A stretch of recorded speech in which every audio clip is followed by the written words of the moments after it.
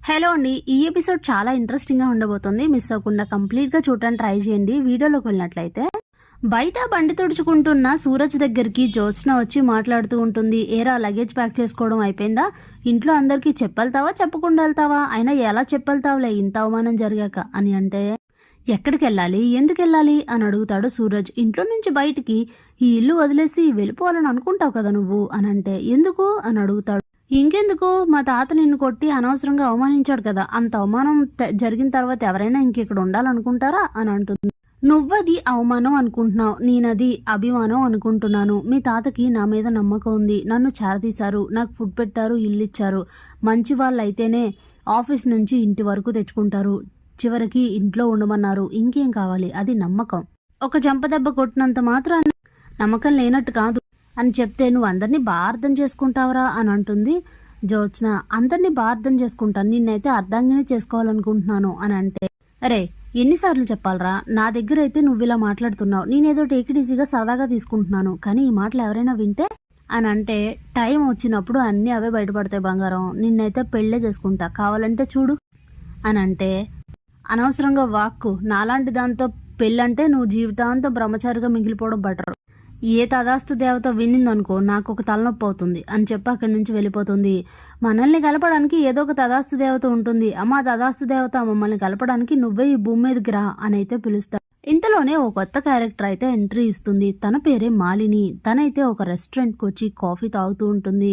ఆ కాఫీ తాగుతూ ఆ రెస్టారెంట్ ఓనర్ని కలవాలని మేనేజర్కి చెప్తుంది. మా ఓనర్ గారికి అసలు టైమే ఉండదు, ఇంక మిమ్మల్ని ఏం కలుస్తారు అని చెప్తే, తన విజిటింగ్ కార్డ్ ఇచ్చి, ఈ కార్డ్ తీసుకెళ్ళి మీ ఓనర్కి ఇవ్వు, కలవాలో వద్దో అడుగు అని చెప్తే, ఇక ఆ రెస్టారెంట్ ఓనర్కి తీసుకొని వెళ్ళి ఆ విజిటింగ్ కార్డ్ ఇవ్వగా, ఆ విజిటింగ్ కార్డ్ చదివి వెంటనే రమ్మని చెప్తారు. తను Malini, DM restaurants managing director. ఎందుకు కలవాలనుకుంటున్నారు మాలిని గారు అని అడిగితే, ఈ రెస్టారెంట్ నాకు కావాలి, మార్కెట్ వాల్యూ 2 కోట్లు, కానీ నేను 2.5 కోట్లు ఇస్తానని అంటే, 2.5 కాదు, నువ్వు 10 కోట్లు ఇచ్చినా నేనైతే అమ్మలేను, ఎందుకంటే నేను డబ్బుకి లోబడిపోలేదు, నాకు ఈ బిజినెస్ అంటే చాలా ఇష్టం అని అంటే, 4 కోట్లు ఇస్తానంటుంది. నువ్వు ఎన్ని కోట్లు ఇచ్చినా నేను ఇవ్వనని ముందే చెప్పాను కదా, వచ్చిన పని అయిపోయింది, ఇక మీరు వెళ్ళొచ్చు, నా టైం వేస్ట్ చేయకుండా అని అంటే, సరే అని చెప్పి మాలిని అక్కడి నుంచి వెళ్ళిపోతుంది.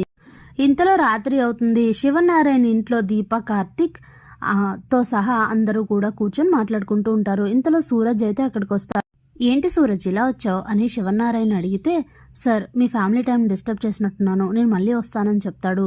నువ్వు కూడా మా ఫ్యామిలీలో మెంబర్వే, ఏంటో చెప్పు అని అడిగితే, దీపా గారిని పర్మిషన్ అడగడానికి వచ్చాను అంటాడు. ఏమైంది? నన్ను పర్మిషన్ అడగడం ఏంటి అని అంటే, ఒక 2 అవర్స్ ఆఫీస్కి లేట్గా వస్తానండి అని చెప్తాడు.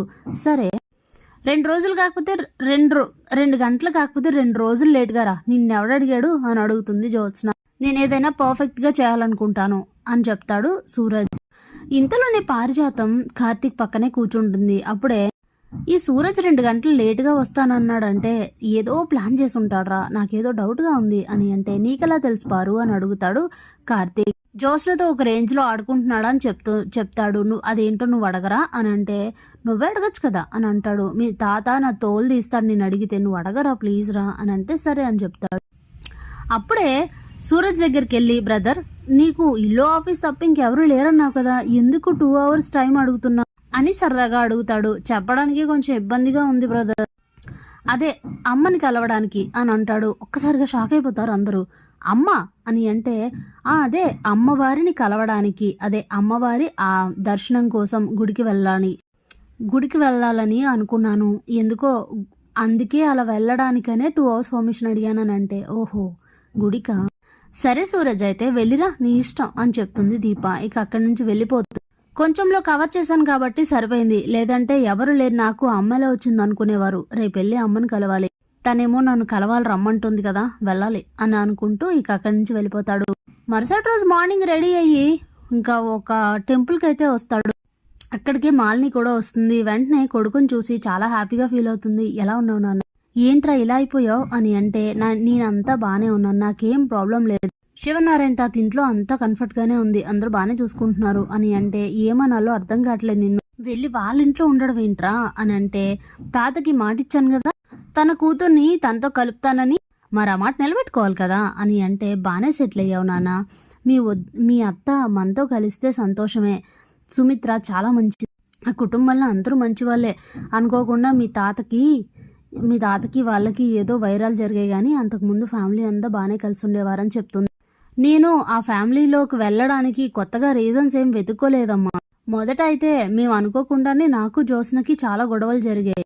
అలా అనుకోకుండా ఆ ఫ్యామిలీలో సెటిల్ అయ్యాను. అప్పటి వరకు నాకు వాళ్ళ ఫ్యామిలీ శివనారాయణ గారి ఫ్యామిలీ అని తెలీదు.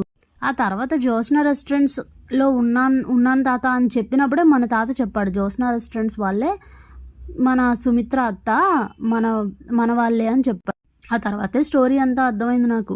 ఎలా అయినా తాత కోరిక తీర్చాలమ్మా. 25 ఏళ్ల నుంచి తాత ఎంతో బాధపడుతున్నాడు కదా కూతురు దూరం అయ్యాక. ఆ బాధనంతా నేనే తీర్చాలని చెప్తాడు. సరే నాన్న, జాగ్రత్తగా ఉండు, ఎక్కడ ఎవరికి అనుమానం రాకుండా జాగ్రత్త పడు, సరేనా అని చెప్తే ఓకే అమ్మా. మరి రెస్టారెంట్స్ స్టార్ట్ చేస్తున్నారట తాత, ఎంతవరకు వచ్చింది అని అడిగితే అవునరా స్టార్ట్ చేస్తున్నారు, దానికి మేనేజింగ్ డైరెక్టర్ని నేనే. డిఎం రెస్టారెంట్స్ మేనేజింగ్ డైరెక్టర్ అంటే దక్షిణామూర్తి రెస్టారెంట్స్ అని అర్థం. మీ తాతగారి పేరు మీదగానే రెస్టారెంట్స్ అయితే ఓపెన్ చేస్తున్నారు అని చెప్తే సరే అమ్మా, నేను ఇంకెక్కడే ఉంటే ఎవరైనా చూస్తే మళ్ళీ ఇబ్బంది అవుతుంది, వెళ్ళొస్తా అని చెప్పి అక్కడి నుంచి వెళ్ళిపోతాడు సూరజ్. Thanks for watching.